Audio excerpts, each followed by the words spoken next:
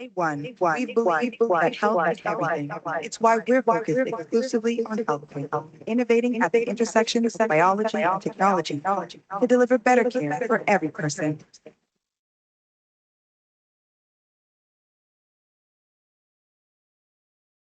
Serving as the president of Herne, this is one of the reasons you don't know doctors.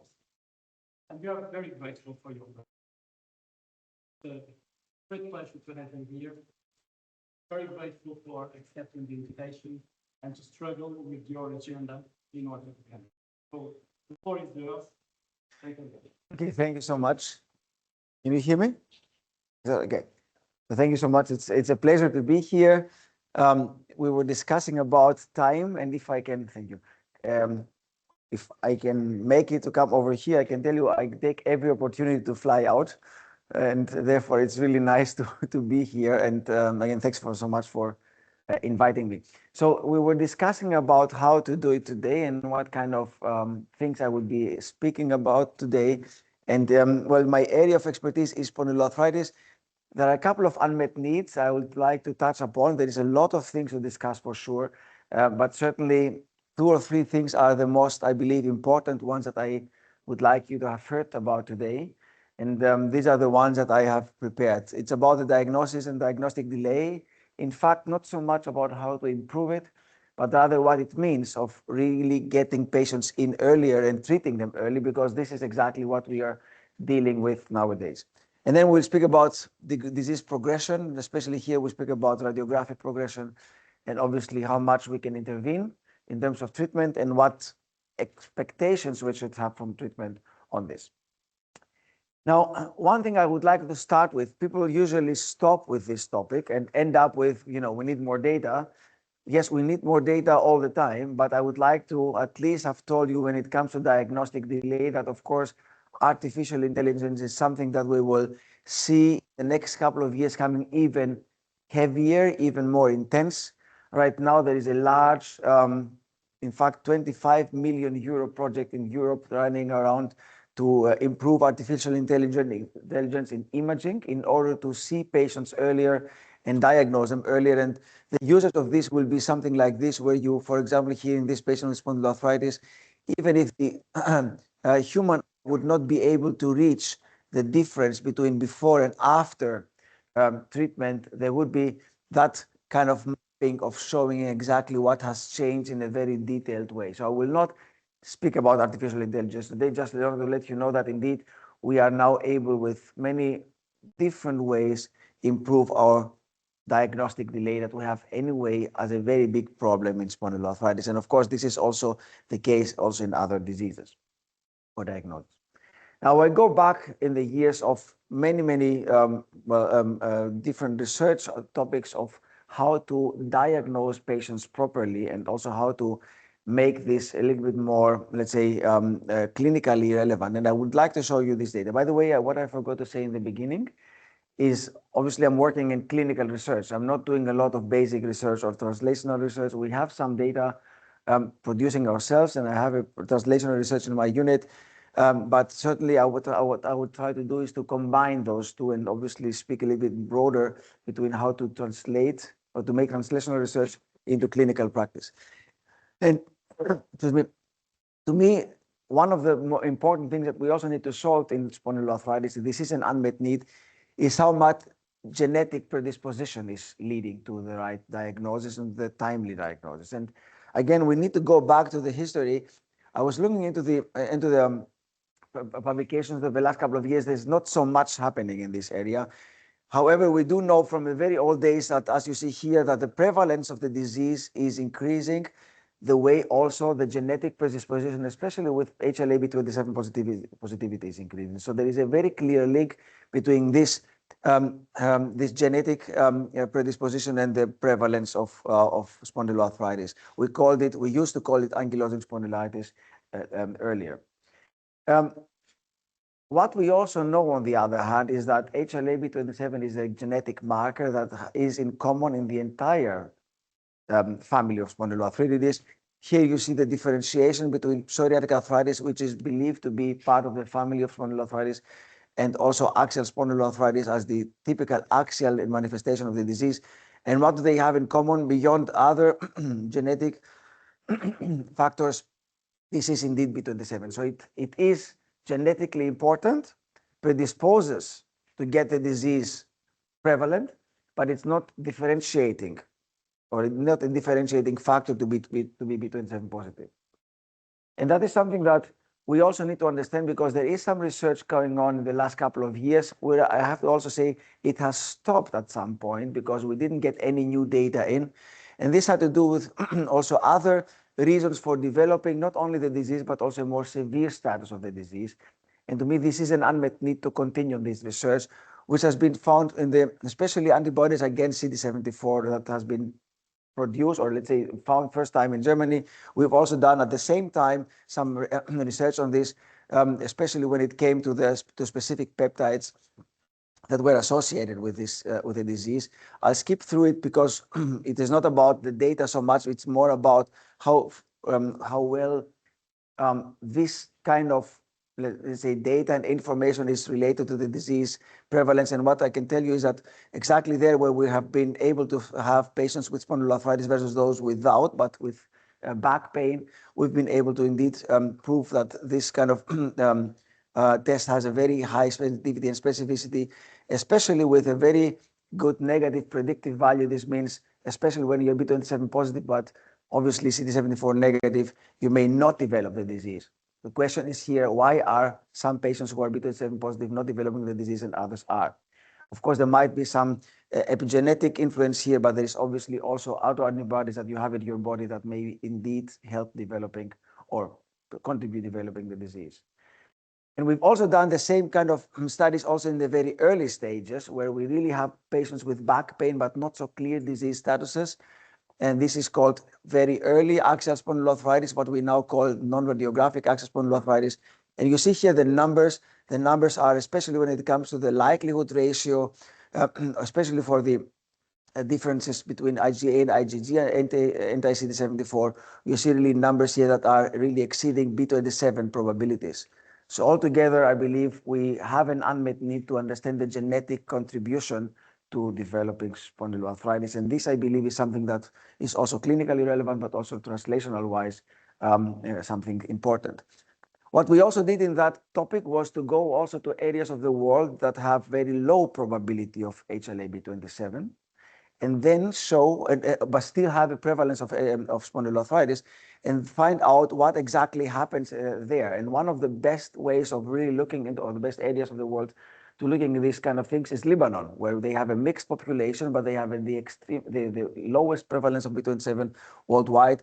And what we did find is that indeed, especially in those patients who had spondyloarthritis, 2 out of 3 who were B27 negative were CD74 positive in that case. This is the IgG part, but nevertheless, I believe there is some potential there to really improve diagnostic delay in spondyloarthritis. And that is something that we can also discuss, of course, of how this may work.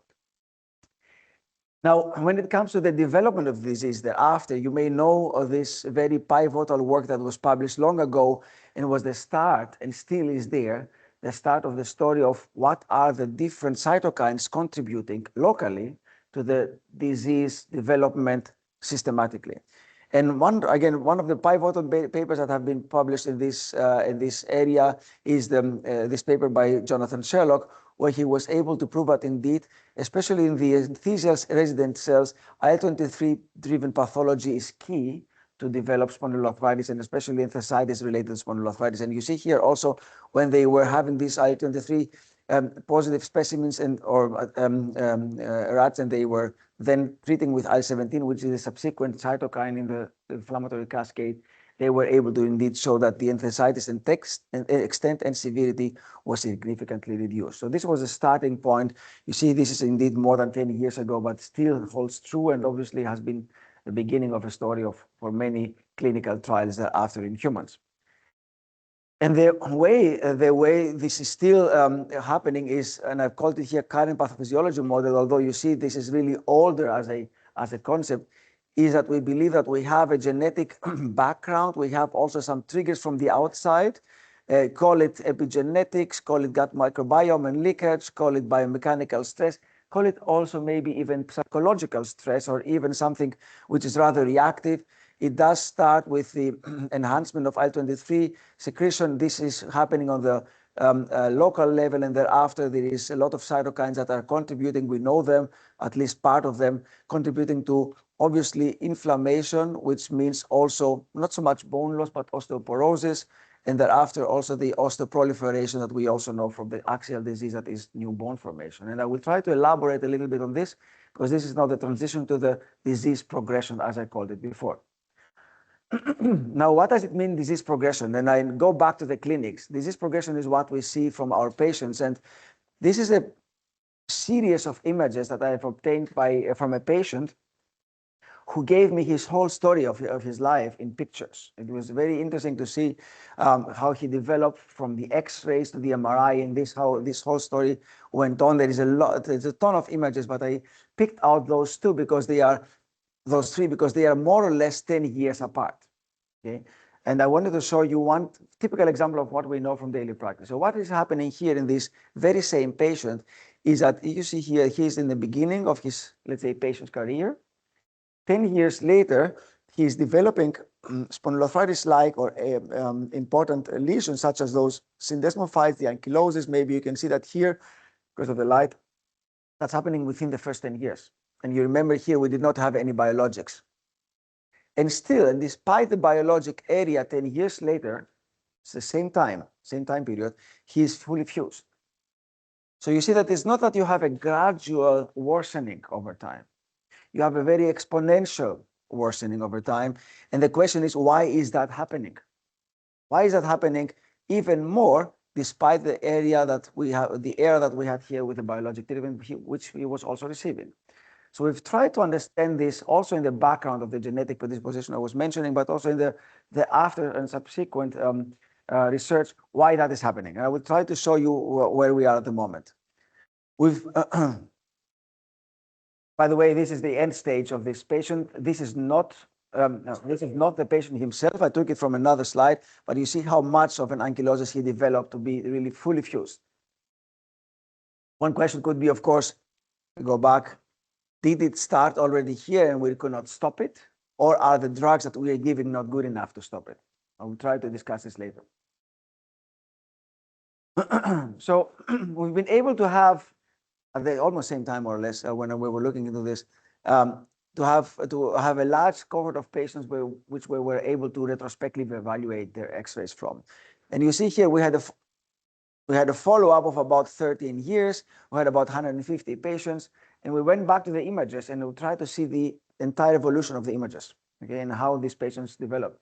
And here you see that we overall are able to find a progression that is really linear in the entire group of patients.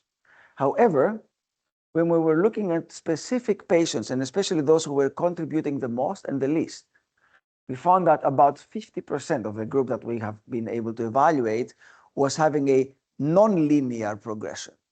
50%, and it's a lot, every second patient.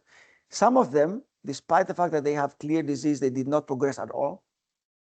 And some of them, these are single patients, were progressing very fast within a very short period of time.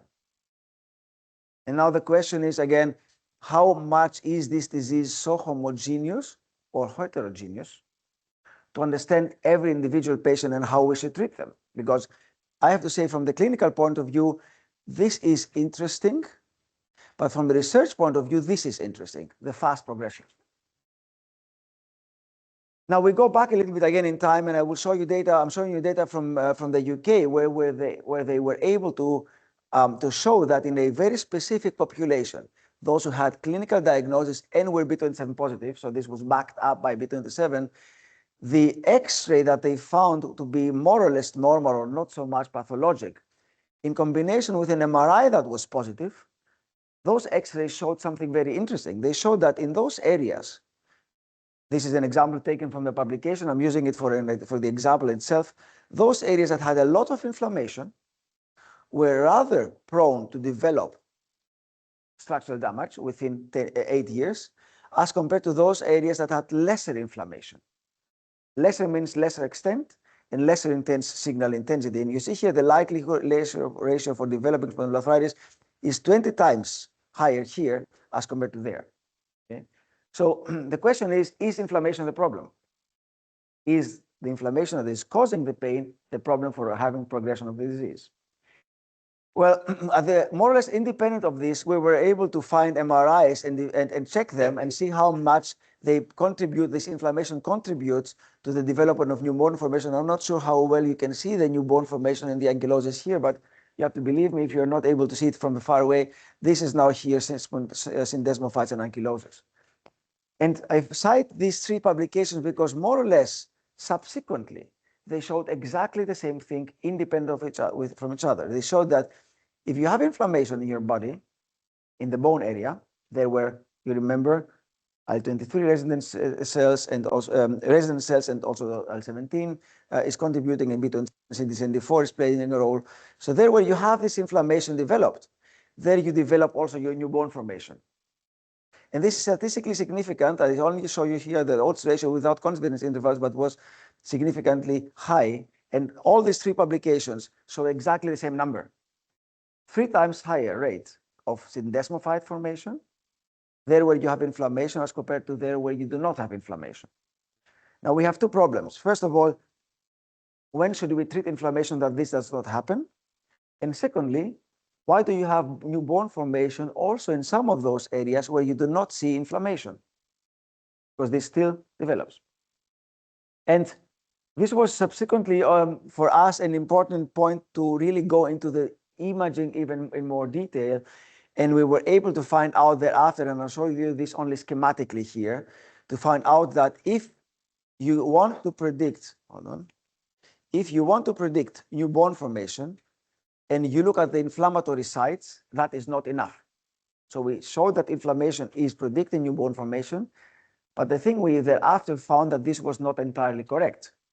The most important thing that we found to be affiliated or associated with new bone formation thereafter was not inflammation, but the change of inflammation to fat.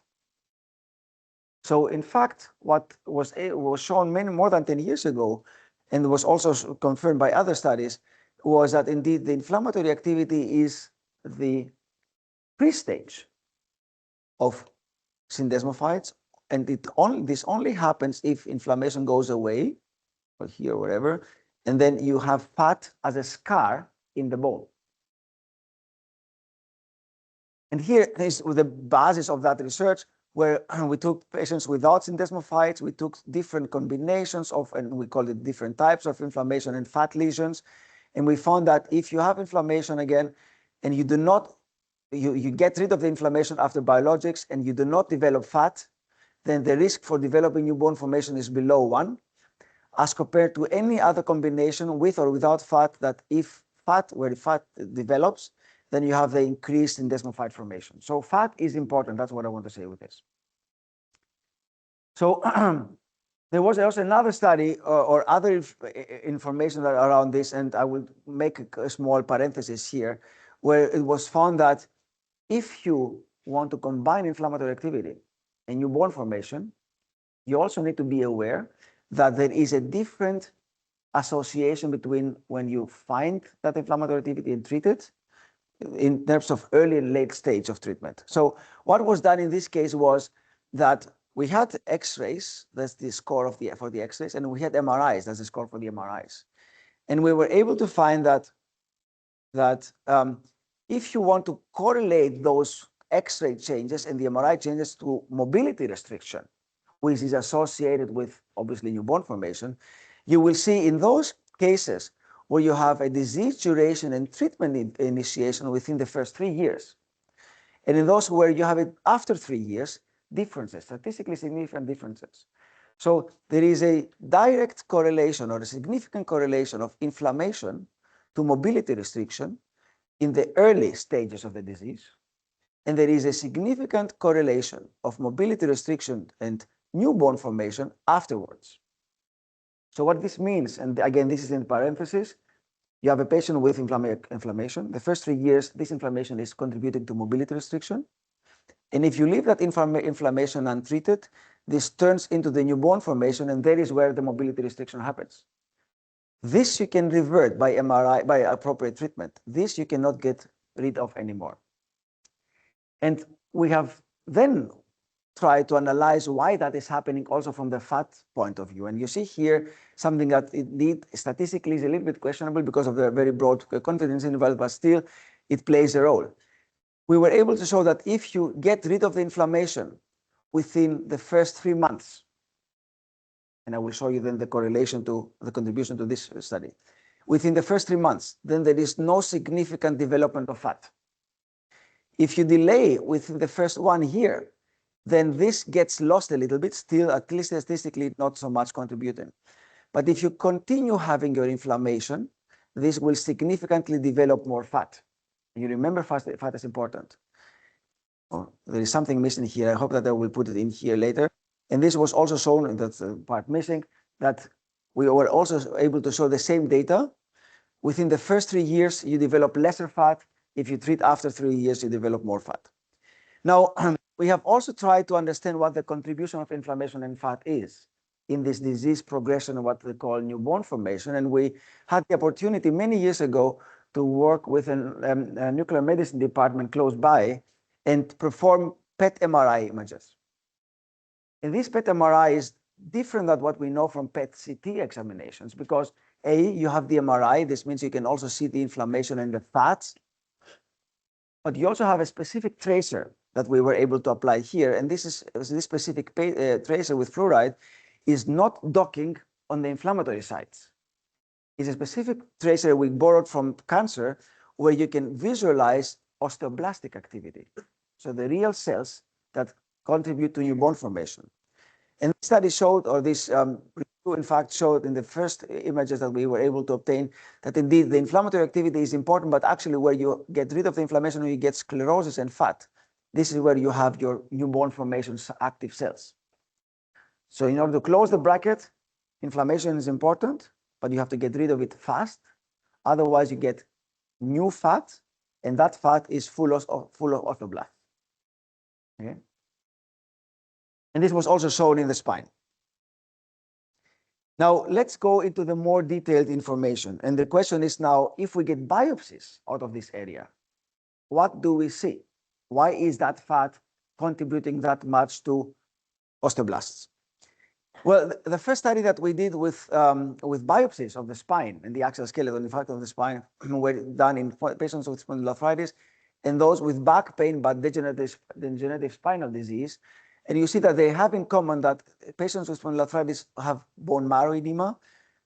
Degenerative spinal disease has also bone marrow edema, but this is rather a stress bone marrow edema, an inflammation-based bone marrow edema. The MRI is showing white spots on both of those patients, but the reason for having this is different. And we took biopsies out of those areas at the transfer processes, at the spinal processes, but also in the intervertebral disc. And we found that indeed there is many more and different types of cells that can be obviously contributing to inflammation than what we see in the degenerative spinal disease. And I say this already now because you will see the data thereafter. This kind of bone marrow edema that, by the way, also transforms into fat later is a different type of cellular content. Okay, here we have stress, we have microfractures, we have bone marrow edema because the cells are being squeezed out, whereas here we have a more stable, syndesmophyte stabilized area, and this is also having a totally different cellular content. If we look what others have published, and this is the group from Berlin that has been able to show that in facet joints, partly what we have done here, but not so much, I have to say, because we concentrated on this part of the spine and they concentrated on that part of the spine. But in facet joints, there is a high cellular density of IL-17 positive cells in patients of spondyloarthritis. We called it again ankylosing spondylitis at that time, as compared to those with degenerative spinal disease. And this is something important because obviously I go back to the slide I showed you before, IL-23, but also especially IL-17 and TNF are the important cytokines in this disease. Therefore, also this whole research about treatment with these biologics. And then some others have been able more recently, able to show that indeed it's also a fibroblast content that is important in this area. You see here, obviously, animal studies that have been trying to understand why well, generally speaking, in arthritis, there might be some fibroblast subsets that drive inflammation. And there is also very interesting work that has been done from the group from Erlangen now in patients with psoriatic arthritis who did this FAPI PET, where you really go into the fibroblastic activity, and they've been able to show that there where the MRI has been positive, they're also having fibroblastic intensity in the PET scan, which obviously means that indeed you can nowadays, and this is an unmet need, I believe, because we need to understand that better. Nowadays, indeed, there is more than just one reason to have inflammation in those areas that are important for these diseases. Again, this is in PSA. We're doing something very similar now in axial disease, but the data are not out yet. And the interesting thing was that when they also went into the MRI scores now for the axial disease, they also saw that, they also saw that both in psoriatic arthritis, but also in axial spondyloarthritis, FAPI intensity is correlating. By the way, we have not seen that in other research, is correlating with disease activity. So all this is really interacting. What you see in the imaging is interacting with a clinical part of the patients. And indeed, they have been able to, again, also show this, how this works in the area of spondyloarthritis. And when you treat with the appropriate biologics, independent of what that is, it took IL-17, you can take anything, as I'm not advertising any biologic here. That's what they did. They were able to show indeed the decrease of this activity. Now let's go back to what I was telling you before. We have the fat. We understood the area of the importance of inflammation, but again, the inflammation is not the problem. The problem is long-standing inflammation that turns into fat. And we were able then to do the following experiment. We took patients who had spondyloarthritis, end stage, with a lot of fat. And we were able to take patients with degenerative disc disease who also have fat. You see that here, that's the white part, similar to what I showed you before. And we took biopsies out of these patients, and especially out of the fat. And we were asking ourselves, what is this osteoblastic potential that we are speaking about? And what is that so important for developing and progression of the disease? And I will again come later to the fact of how to treat that. So we took the biopsies. Oh, sorry. We took the biopsies out of those areas. And we found this.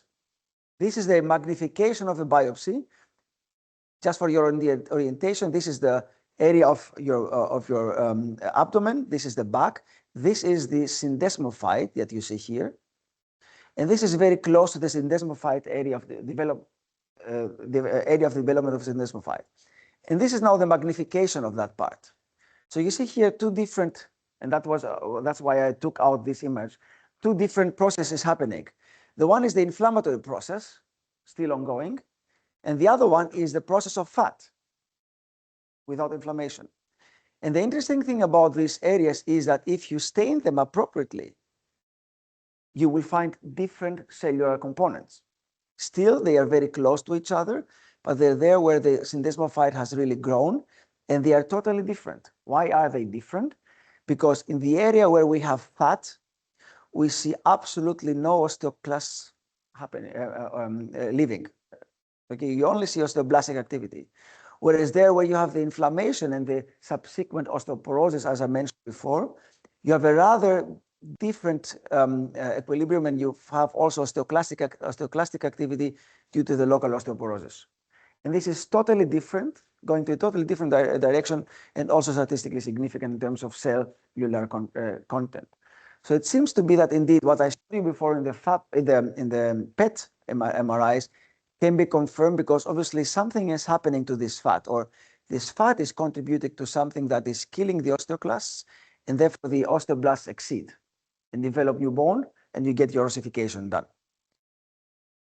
So that's the story. The question is now, how can we really solve that issue and solve these, give some answers to that?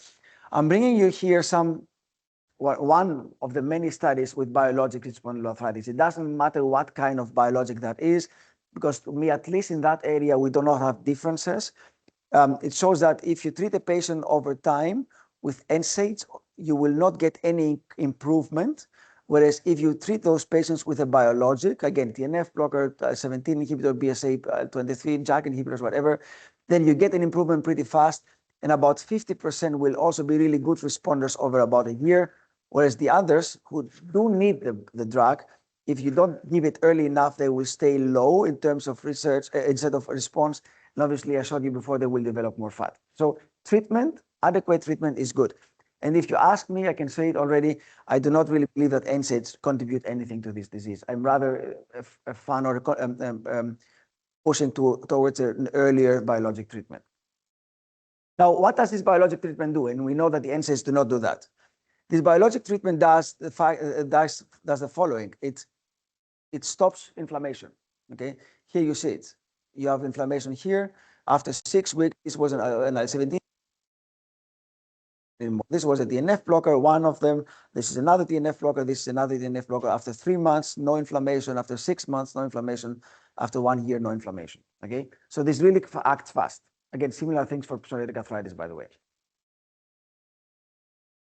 And what is the impact of that treatment to newborn formation? There is a lot of studies going on. I'm showing you the most recent one. The first data we published 2014, but I think the colleagues from the Netherlands shown that very nicely here. It's a busy slide, but I will try to focus on the most important thing. Here you see the first 4 years of treatment, then after 6 years, and then after 8 years. And here you see the progression on the score, the radiographic score. And you see that after or up to 4 years, you do not have any decrease of the score. Okay, that's the score every 2 years. But after 4 years, and we know it also from other research, you see that the score is decreasing over time. So we know that this contribution of treatment really happens slowly. You need at least 4 years to see the effects. That's exactly what also other studies have shown. But the longer you treat, the better it is for the patient, because every 2 years that pass by, the lesser progression happens. There is another study that showed that it's not only the duration of the treatment, it's also the fact that how consequent you treat also contributes to lesser radiographic progression. So this slide is actually relatively easy to read. The more the lines go to the right, the lesser the effect on the radiographic progression. And the more the lines go to the left, the better the effects.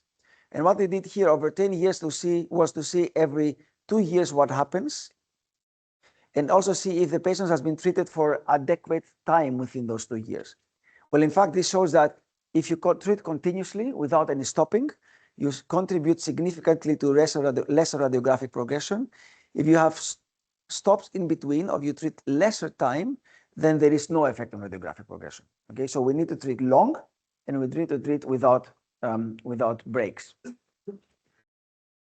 I will also make another bracket and try to show you what the biomarker contribution is to radiographic progression, and then we'll wrap up. There is not much to say about biomarkers in this disease. The most important two ones, especially when it comes to radiographic progressions, are DCOP1 and sclerostin. And both of them seem to be protective in spondyloarthritis. So if you have more DCOP1 levels, higher DCOP1 levels, you will get no new syndesmophytes over time. The lower the DCOP1 levels over time, the more new syndesmophytes you will get. This was something that was shown pretty clearly in that study. Now, what is the treatment effect on these biomarkers? We see here two different groups, one with spondyloarthritis, one with rheumatoid arthritis. And these patients were treated with the biologics. Here you see these are single patients, the improvement in the BAS titer, the improvement in DAS28, the improvement in CRP in both diseases. But when the DCOP1 levels were looked at, we saw, or the colleagues saw, a totally different direction. They found that in patients with spondyloarthritis, after treatment, the DCOP1 levels increase, and in rheumatoid arthritis, they decrease. And if you keep in mind what I told you before, that DCOP is protective of newborn formation, this would mean that indeed treatment with a biologic protects you from developing newborn formation. Whereas in rheumatoid arthritis, you get more newborn, which is clear. We know it from studies that the erosions that we have in rheumatoid arthritis fill up. Okay. So the role of DCOP is on the bone level, obviously pretty interesting and important. Unfortunately, there is no correlation between DCOF and CRP. This means it doesn't mean that if you have low CRP, you have also low DCOF, you have high DCOF levels and vice versa. What we found in that study was that indeed you may be high CRP, but low DCOF, but also high DCOF creator and vice versa. So this, you cannot say that this goes hand in hand with each other. And the other thing that I found interesting was this very recent study where they took sclerostin. Now, by the way, the sclerostin story is the same.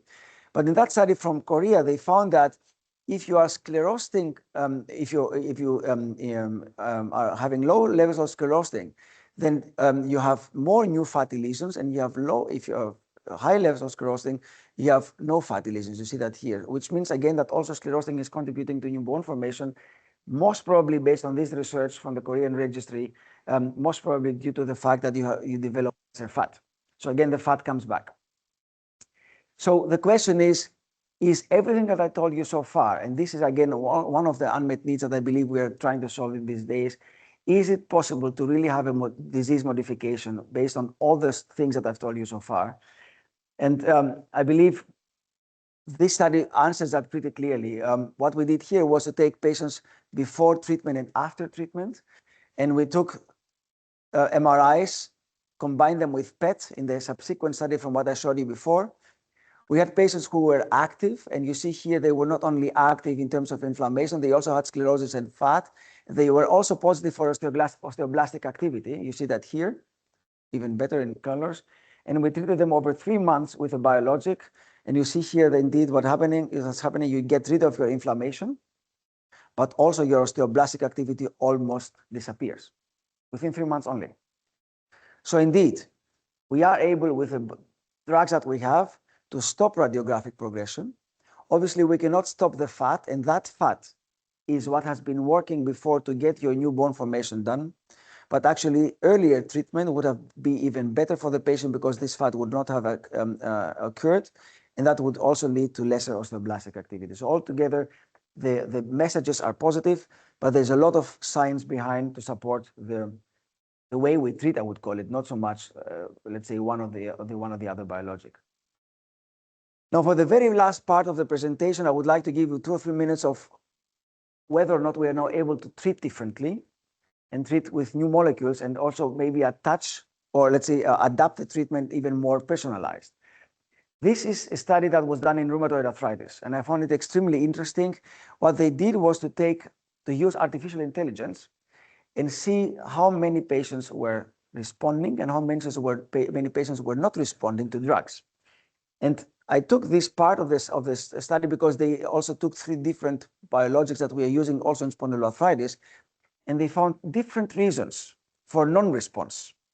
So artificial intelligence showed them that, for example, for certolizumab, it might be the dosage in the specific patients that may be contributing to non-response. For etanercept, there might be other things, like, for example, the patient's pain levels here, the doses may be as well, but also tender joint count. For adalimumab, it might be the CRP, as an example.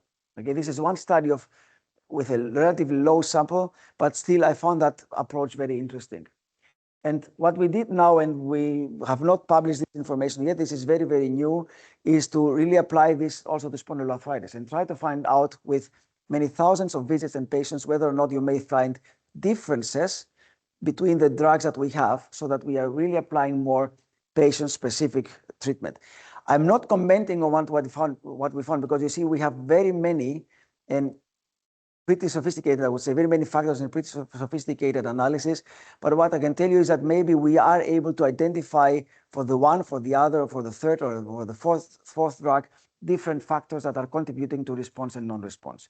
Again, this will come. We've submitted this also to EULAR, at least part of it, and I will be able, hopefully, to show you more data any other time during the year. Still, there are some other factors that may be associated with treatment response and non-response. And I found that study very interesting, where they also try to link treatment response and prediction of response to not so much the treatment that patients were receiving, but other factors such as gut microbiota. And what they found was that, in a nutshell, that those who were responders in green, as compared to the non-responders after 1 and 2 years, had two different things that were differentiating. The one was that they started differently with a different microbiota. These are the different bacteria that they used, especially this one and that one are significantly contributing to that. And also the development of the bacteria in the gut was different in the responders and non-responders. This means we may be able, by using this kind of approach, to be able to predict treatment response, but also monitor patients under treatment, whether or not they are responding, truly non-responding, or having other reasons for non-response overall. And what other, I believe, is some important and interesting in the entire topic that I was speaking about today was that there might be specific autoantibodies in inflammatory bowel disease. Now in ulcerative colitis, I have to say, not so much in Crohn's disease, but still these seem to be not only biomarkers for the association here, but also for radiographic progression. And that is something that I believe is important also in the context of what I mentioned, looking into the gut development. What is new in the field? Well, we will have some new approaches of how to treat patients very soon. This is a story that is a little bit strange because you may have seen this data coming out from a Russian study where they were able to have a T-cell targeted treatment. You may know this TRBV9 positive T cells that are in fact similar to CAR Ts, at least the approach in the B-cell disease treatments. And what they did there was to take at least one patient who was treatment refractory for many years to everything. And once this TRBV9 positive cell treatment was done, you see the different aspects, it doesn't matter what that is, really going down or up. This means always improvement. One caveat here is that this was a single patient study from that person who also runs the company, who is a patient. So it's strange, yeah. But still, this was a huge story, and I can tell you that there is a lot of money now in this story. A lot of money. I'm always being approached by many different even funds that want to study this kind of thing.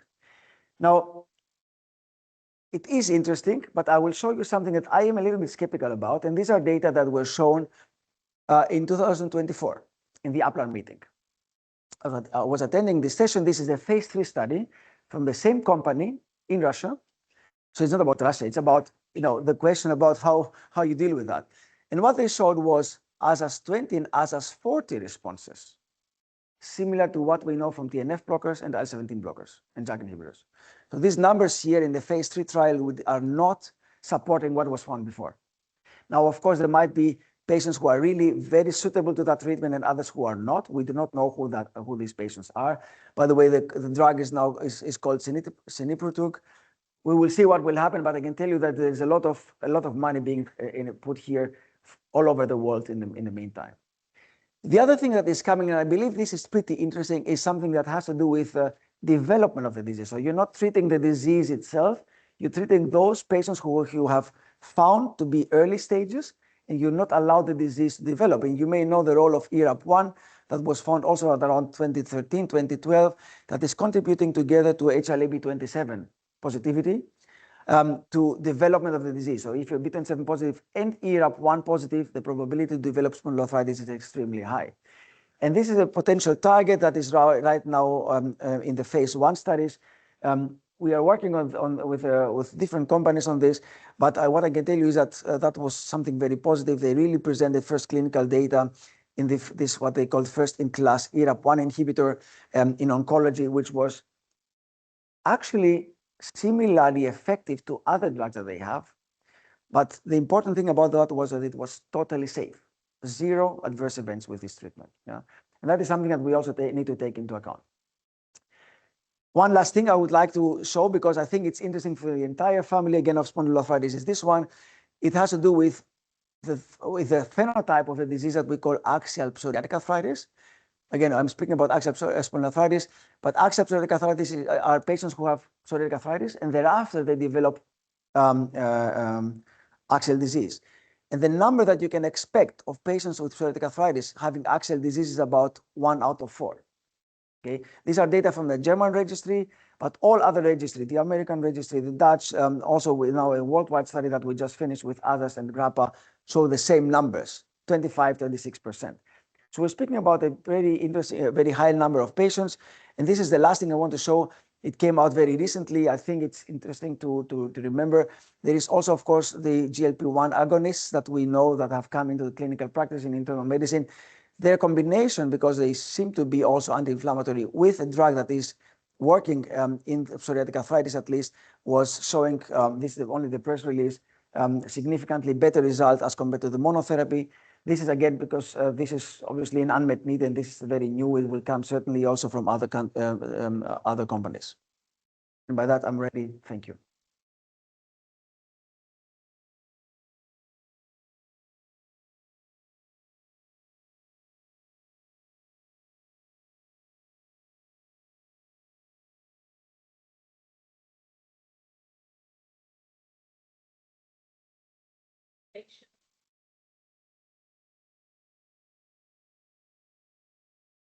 My question is a very practical one. Yeah.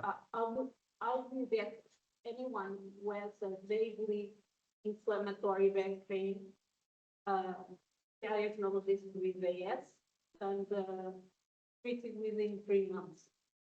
That's the clean. That is the biggest unmet need. Yeah, you're right. It is very difficult.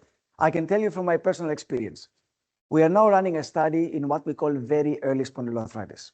And we have said that very early spondyloarthritis is within 1 year. 3 months is almost impossible. What we've done here was always dealing with mathematical models that go the fastest. You may have, let's say, a cohort of 1,000 patients, and I don't know, 100 of them are within this 3 to 6 month period. Yeah. Clinically, I don't think we will get it.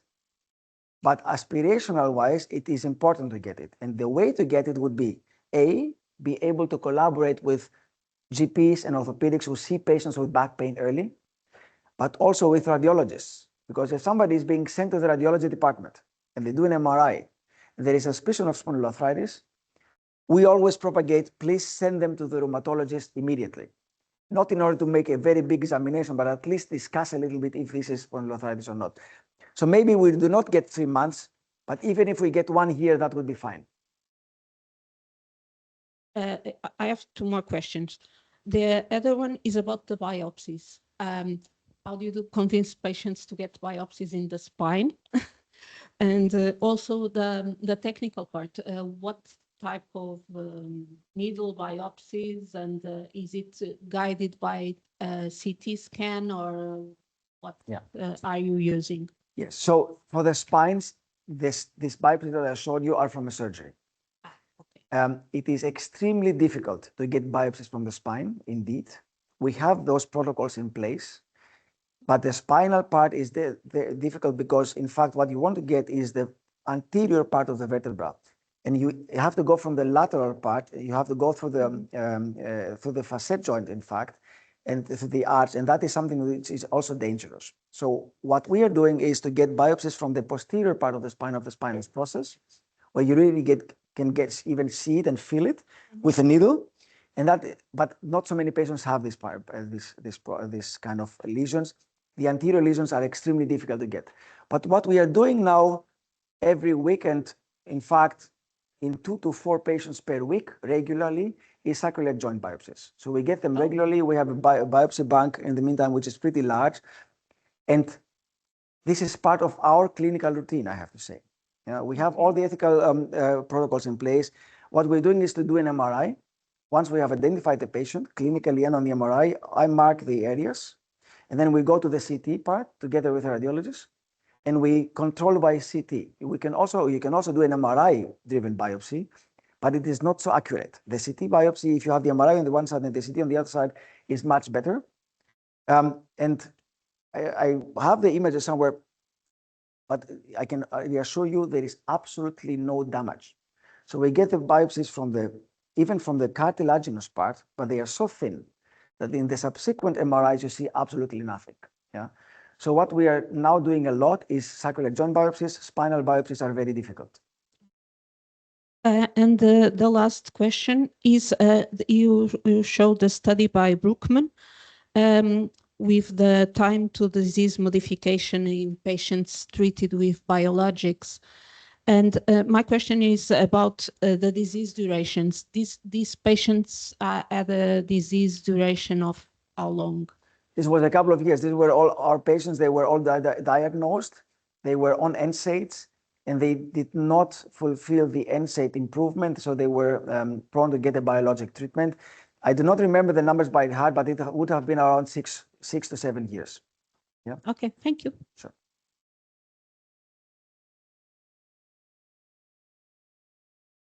Thank you for your talk.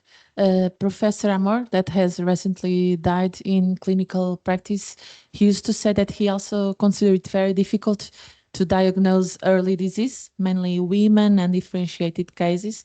And for him, it was very important the response to anti-inflammatory drugs that he had in his first criteria.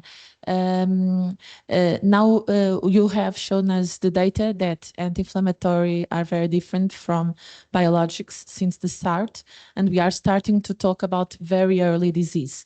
When AI will in next years certainly give us those very early patients with specific imagologic data, do you think that in that very early phase anti-inflammatory drugs will do the trick, or that maybe we will have to start with biologics? What do you think will be the future?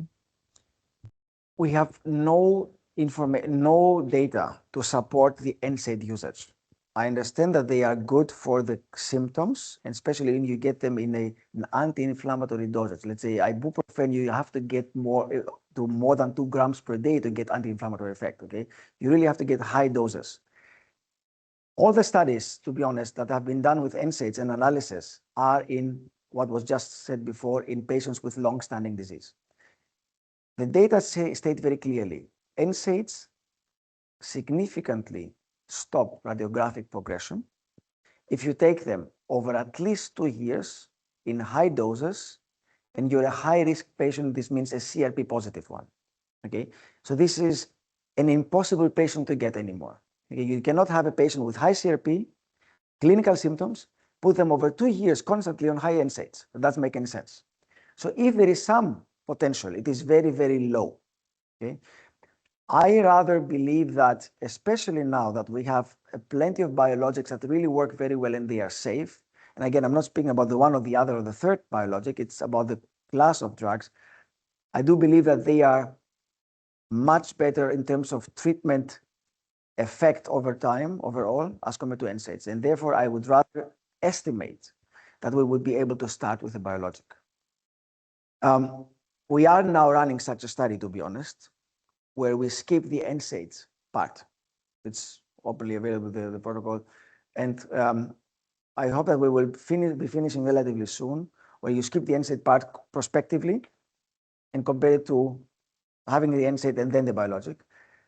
And therefore, I do believe that biologics will be first line. There is one study that was published last year in the Annals, where in Germany, we took patients who were on a biologic for 3 months. Once they responded well, they switched to monotherapy biologic versus biologic plus celecoxib full time, a full dose over 2 years. And the outcome was radiographic progression. Okay? There was no difference. So the add-on of the NSAID to the radiographic progression is extremely low or none. I have another question. Is there any validated clinical algorithm for this very early diagnosis? Because if we go by inflammatory back pain, first, even clinically, if you explore very well your patient, I find it difficult to ascertain it's clearly inflammatory. And the typical patient is not a young person with no degenerative changes. Also fibromyalgia and pain amplification and myofascial syndromes, all these can give somewhat inflammatory character to the pain. So how do you really get these patients without over-treating or over-diagnosis people? And also the access to MRA is not so great because it's expensive. And it takes a long time to get, usually. Even if you go private, it's not like you have back pain 2 days after you got an MRA well reported. Also, the reports are a bit difficult. This is 100% correct, I believe. So what has been now done and was published last year was that ASAS, the International Society for Spondyloarthritis, has published the definition of early spondyloarthritis. Early means not very early, but early. And this early spondyloarthritis definition means you have inflammatory back pain defined by the physician. Forget anything that you know about inflammatory back pain. By the way, you will see it this year. We will also publish the new classification criteria, or the revised. And the definition of inflammatory back pain is what the physician means inflammatory back pain, because otherwise, as you say, it's very difficult. Or morning stiffness in the lower back of more than half a year. And this, so inflammatory back pain or morning stiffness lasting less than 2 years. So the official definition of early is 2 years. Again, in our study, we went back and tried to find out patients within 1 year. It's difficult, but it's possible. How is it possible? As I mentioned before, with the MRI being done for other reasons, but obviously thereafter sending to the rheumatologist. And I can tell you that we are all struggling with the same problem, that radiologists are not aware of the disease. And I unfortunately have to tell you, we will not get rid of that. We need to educate radiologists. We need to educate rheumatologists. We're doing a lot of effort since many, many years. It will not get perfect, but the more patients we get early enough, the better it is. Now, I did not go into details about imaging, but there's now also new imaging techniques or sequences that show you very early disease by looking into the cartilage. Okay, this is something that can be done in daily practice. It's maybe another topic for discussion, but we are now propagating these standardized protocols for this assessment. This is where we are at the moment. Sorry, can I just make a quick question? Thank you very much for your talk. Well, just a really quick question. So coming back to Susanna's point regarding the NSAIDs. So when we're doing an initial assessment of spondyloarthritis, we're thinking about this possibility, and we do an MRI and it comes with inflammation, and we also see fatty lesions. As long as we see fatty lesion, we should immediately go to biologics? No, as long as you see fatty lesions, you can imagine that this is a process that will be ongoing. You cannot stop it anymore. Okay. What you can stop is what has not happened yet. So what we want is to stop these fatty lesions to occur. Okay. And this means give early, let's say, any treatment. Obviously, the biologics will do that in order to not get new fatty lesions in. What has happened, let's say, because of the delay in diagnosis, you cannot revert anymore. Yeah. So if we just see inflammation, we should go to biologics. That's my personal opinion. Yes. By the way, there's some data that, well, there's no data so far that have shown that NSAIDs improve inflammation. Only one study published last year from the UK that showed that high dose of NSAIDs may decrease inflammation a little bit, but be cautious. That study was a little bit strange because they applied the flare design. This means they were good responders to NSAIDs. They took away the NSAIDs. They made an MRI. Then they gave the NSAIDs again. And this is a little bit tricky because this is not what I believe is happening in daily practice. You really give NSAIDs full dose immediately. All right. So I do not believe that NSAIDs do much. They're helpful, but they do not really affect it. They do not modify the disease. So this fat deposition is rich in osteoblasts. That is right. Well, it's not where the fat is. There are also the osteoblasts. It's not the fat itself that is rich in osteoblasts. So there will be radiologic progression independent of the biological. The biological treatment will prevent formation of fat, but won't prevent the activity of the osteoblasts that are present in scars of inflammation. So there can be a radiologic progression independent of remission of the. Absolutely. That is absolutely correct. You have to, of course, understand that this is not a black and white situation. This is all, things happening after the other. So the fat that has already killed the osteoclasts, they do not come back. This will grow, okay? But there is also some inflammation within that area. I showed you this is really very close to each other. And that inflammation has the potential to become fat, and this is what you kill. Okay, there is a Chinese study published in Arthritis Rheumatology about 15 years ago, where they took younger, really early patients with spondyloarthritis. They were all inactive on MRI, but they were clinically active, and they took biopsies of the sacroiliac joints. And they found that also in the so-called inactive areas on the MRI, there were still inflammatory cells. So it's not that you have, let's say, one time point and you stop the process. It is a lot of things going side by side.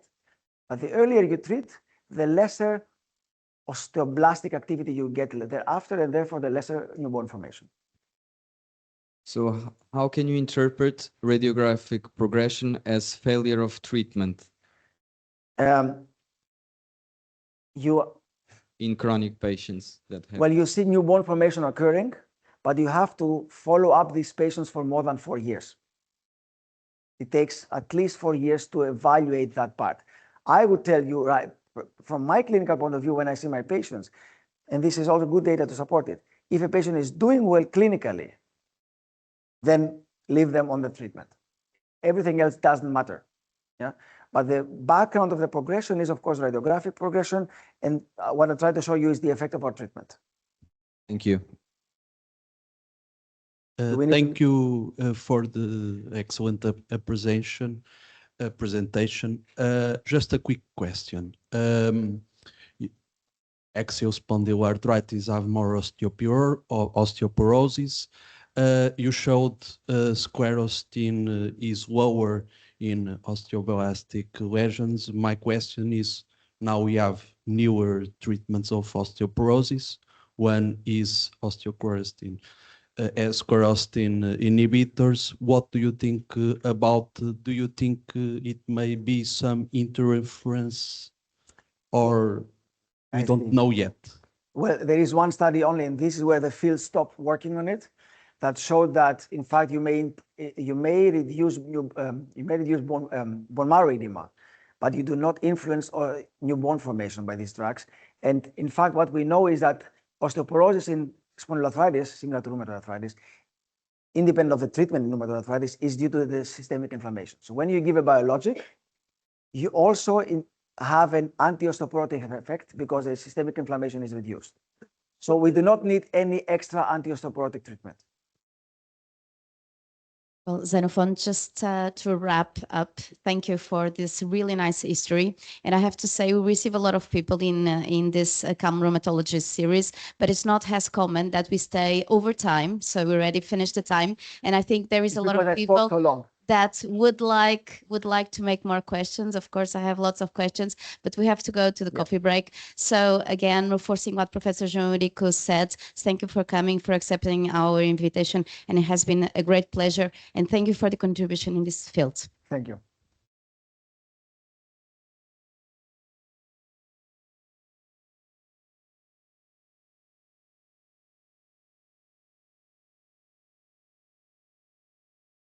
So otherwise, people would keep